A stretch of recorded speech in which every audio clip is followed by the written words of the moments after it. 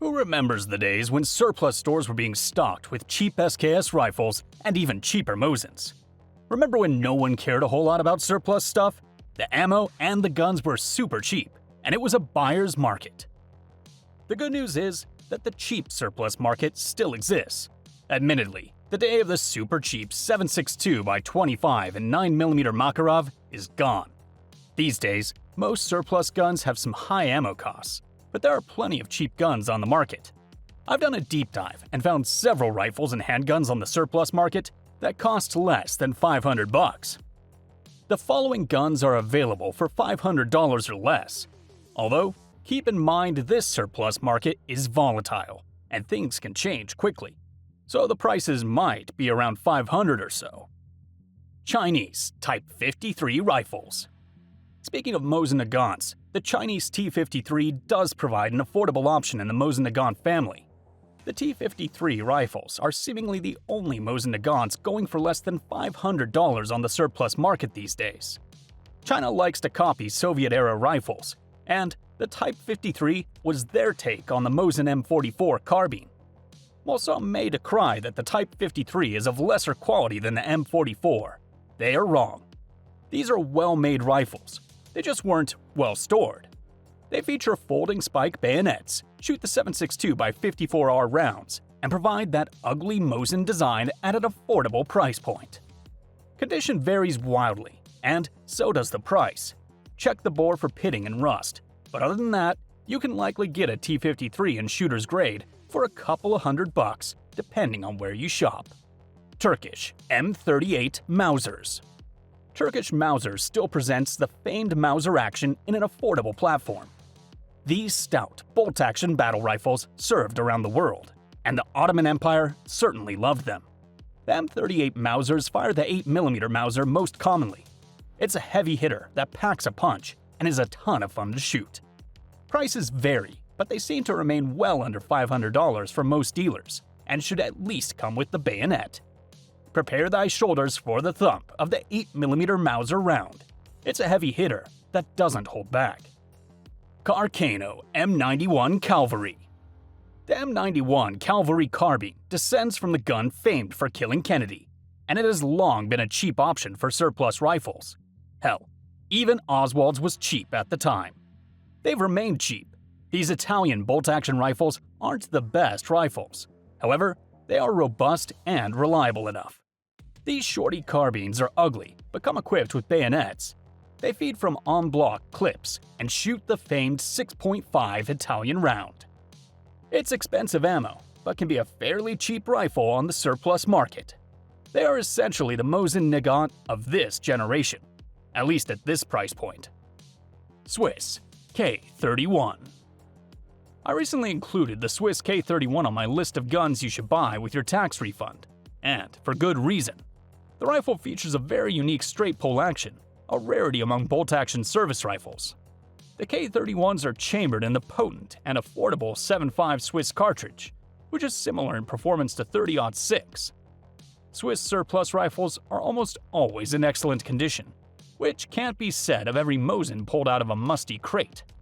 As with almost every other Milsurp gun on the market, K31s have steadily increased in price over the years as supplies dry up. There's a large batch available right now, with prices ranging from $300 to $330. SKS rifles. Yep, the humble SKS has exploded recently. Holy crap, I never thought people would ask over $1,000 for an SKS, but here we are. Yet, there are still good deals to be had on these semi-auto 7.62x39mm rifles. You can find SKS rifles in rougher conditions that aren't exactly parts matching for less than $500. While they aren't exquisite, they are functional shooters. I love shooting an SKS, and I'm sad I wasn't around to buy them by the crate. Lee-Enfield No. 4. The Lee-Enfield No. 4 rifles aren't nearly as fine-looking or as classic as the SMLE Mk3. Still, they are dependable, reliable rifles. They just tended to be simpler and easier to produce, and that was pretty important with the upcoming Second World War. These are quite accurate, though, and tend to be reliable shooters. Don't expect matching numbers on the surplus market for under $500, but you can have a competent rifle. The Lee-Enfield action won't leave you disappointed. Polish Radom P64. Russian and even Bulgarian Makarov pistols have climbed in price significantly. However, the humble Polish Radom P64 can be an applicable stand-in. The P64 isn't a one-for-one Makarov, but is fairly similar to the Makarov. Both use the 9mm Makarov caliber. Both use a straight blowback design with a DASA trigger, and, obviously, both are semi-auto pistols. The P64 is a little smaller than the Makarov and holds only 6 rounds. Like most European pistols, you can expect a terrible trigger, but an ultra-reliable design. The P64 can be found for under $300, making it a great solid first surplus pistol. Although the ammo is expensive. CZ52. Produced in Czechoslovakia in the 1950s for their forces, the CZ52 fires the extremely potent 7.62 by 25mm Tokarev round. The CZ52 was replaced by the CZ82 in the 1980s. As a result of this, thousands of surplus CZ52 handguns eventually flooded the American market. At one point, they were so common that you could purchase a CZ52 pistol in pretty good condition, 2 magazines, and a military-issue holster for less than $100. Among other countries, the Soviet, Chinese, Czech, and Yugoslavian military and/or police forces used firearms chambered in 7.62 by 25mm. So military surplus ammunition is also relatively common and inexpensive as well. Prices have gone up since then, but they're still a pretty good buy for a shooter on a budget. The big downside to the CZ52 is that it is a difficult gun to shoot accurately. By my account, it has a terrible trigger, poor sights, a sharp recoil, and a fierce muzzle blast. However, it's still a unique and fun gun to shoot, especially considering it's one of the least expensive military surplus guns available these days. M1 Carbine. Millions of M1 carbines were produced in the United States during World War II. Since then, many of those rifles have made their way into the hands of gun collectors and shooters all over the country. Though it shoots the anemic .30 carbine cartridge, the M1 carbine is very popular because it's lightweight, easy to shoot and carry, and has mild recoil. These traits make the M1 carbine a very popular military surplus gun for small-framed shooters like women and children. The little .30 carbine cartridge is certainly on the light side for hunting deer. However, when using soft or hollow point bullets at shorter ranges, it can take down deer, hogs, and coyotes pretty easily.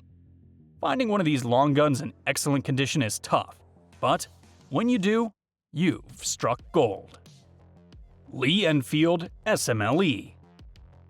The short magazine Lee-Enfield rifle served British and Commonwealth armed forces from 1904 through the 1970s and is still seen on battlefields in the Third World. The rifle is renowned for its butter-smooth action, large magazine capacity, and rock-solid reliability. The SMLE has the highest rate of fire for any bolt action ever produced. A trained operator can perform what's termed the Mad Minute, which places over 30 rounds onto a man-sized target at 30 yards in 60 seconds. Until they learned better, German troops during World War I thought every British rifle platoon had a heavy machine gun due to the SMLE's firepower. The SMLE has undergone numerous improvements during its service life. As a general rule, the more modern the SMLE, the better, although the earlier guns were assembled with meticulous English craftsmanship. There are exceptions to this rule, however. Rifles produced during both World Wars suffered from changes meant to speed wartime production, which caused spotty quality control. Avoid the jungle carbine variant. In their zeal to make it lightweight, the Enfield Armory weakened the receivers, and these carbines seldom hold zero. Also, pass on the Indian Army rifles, rechambered for 7.62 NATO. Some SMLEs have become collector items, but most are still available at good prices. They are accurate, reliable, and plentiful. Mosin-Nagant. What would a list of must-have milsurp rifles be without a Mosin?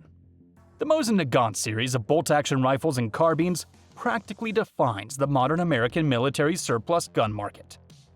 These rifles go for $100 to $250, depending on the individual model and its condition. Russian soldiers and communist forces used these rugged, inexpensive, and easy-to-use rifles in dozens of third-world countries during the Cold War. The Mosin-Nagant is chambered in the potent 7.62 by 54mm R round, which owns a reputation for its fierce recoil. The 7.62 by 54R cartridge is powerful enough to hunt most species of big game short of buffalo. Additionally, soft or hollow point ammo is available in the United States, which makes this rifle a good choice for a hunter on a budget. The muzzle fireball produced by Mosin carbines can bring a smile to even the most despondent shooter's face. 1903 Springfield. Another contender for the title of the best military surplus rifle for hunting is the 1903 Springfield.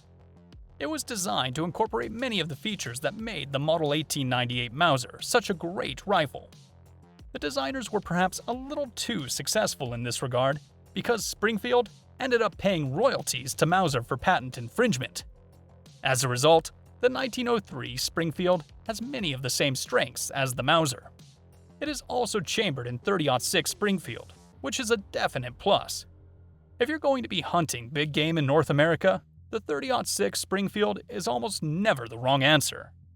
It's wonderful for use on game, like white-tailed deer and black bear, and there's absolutely nothing wrong with using it for moose and caribou hunting either. The Springfield is also extremely accurate.